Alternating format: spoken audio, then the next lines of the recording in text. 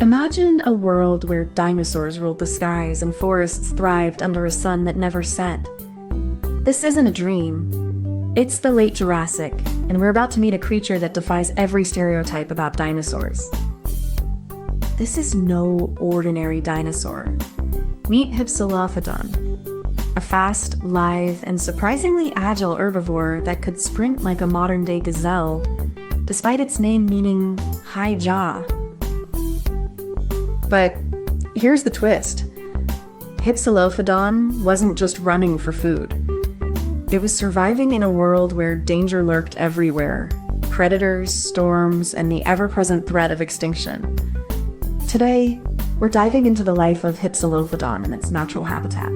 A place where survival meant speed, intelligence, and a deep connection to the land. So, what makes this dinosaur so fascinating? How did it adapt to its world? And what secrets does its habitat hold? Let's find out. So what exactly are we talking about? Hypsilophodon is a small, fast, plant-eating dinosaur from the late Cretaceous period. It's one of the earliest known ornithopods, with a unique bird-like posture that set the stage for future herbivores. It was about the size of a large dog, roughly 2.5 meters long and weighing around 200 kilograms. Its legs were sturdy and built for speed, allowing it to run swiftly across the plains. Hypsilophodon's teeth were arranged in a battery-like structure, ideal for grinding tough plant material. Its jaw structure allowed it to chew efficiently, which was crucial for surviving in a world of dense vegetation. It lived in what is now known as the heavenly habitats, a time and place where vast forests and shallow seas created a rich ecosystem teeming with life. These environments were full of ferns, cycads, and early flowering plants. Despite its small size, Hypsilophodon was a successful herbivore, adapting to the challenges of its environment. Its speed and agility made it a key player in the food web, both escaping predators and influencing the spread of plant life. You might not think about ancient lizards or dinosaurs, but Hypsilophodon's story is a reminder of how life on Earth has always been shaped by survival, adaptation, and evolution. Every creature, no matter how small or ancient, plays a role in the web of life. Understanding these prehistoric animals helps us see how ecosystems functioned long before humans arrived, and how even the smallest changes in environment can lead to massive shifts in species survival. By studying Hypsilophodon, we gain insight into how animals adapted to their environments, which is directly relevant to modern conservation efforts and understanding climate change impacts on biodiversity. Even though Hypsilophodon is a distant relative, its story reminds us that all species are connected, and that every extinction or adaptation has shaped the world we live in today. So, next time you're out in nature, remember that you're part of a long, intricate story that includes creatures like Hypsilophodon. Creatures who, in their own way, shaped the planet we call home. Let's fast forward through millions of years. Hypsilophodon lived in the lush, swampy forests of the early Cretaceous, when the Earth was still warming from the age of dinosaurs. These environments were teeming with life, from towering ferns to giant amphibians. As the climate shifted, these forests began to thin, giving way to more open landscapes. Hypsilophodon adapted, moving into shallower waters and even shallow coastal areas, where they could graze on a variety of plants. As the continents drifted and the seas rose, Hypsilophodon's habitat became more fragmented. They were pushed into narrow coastal zones where they could still find the resources they needed to survive. By the end of the Cretaceous, the world was transforming again. Volcanic activity and shifting climates marked the beginning of the end for many species. Hypsilophodon, though adaptable, couldn't escape the coming mass extinction. In the final moments of their existence, Hypsilophodon lived in the last of the lush, warm environments. Their small size and speed gave them an edge, but nothing could save them from the great extinction event that would end the Mesozoic era. So, Imagine a little dinosaur with a long tail and a snout like a pig. It's not just running, it's hunting. And it's doing it in a world that's full of trees and water. This dinosaur isn't just quick. It's smart. It uses its sense of smell and hearing to find food, not just run away from it. It's not the biggest dinosaur, but it's fast and has a good sense of where to go. That's why it's one of the best hunters in its world. So, in short, Hypsilophodon is like a fast, clever little hunter in a green, busy world. It finds food, avoids danger, and lives happily among the trees and water. The hunt begins with the perfect setup.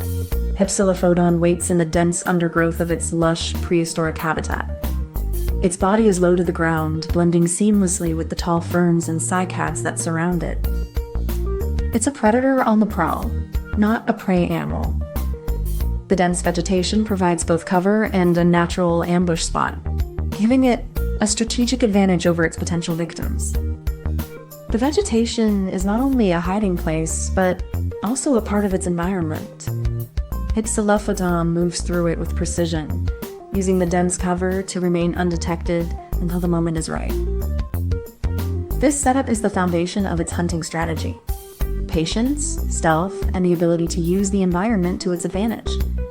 It's a master of its domain, waiting for the perfect moment to strike.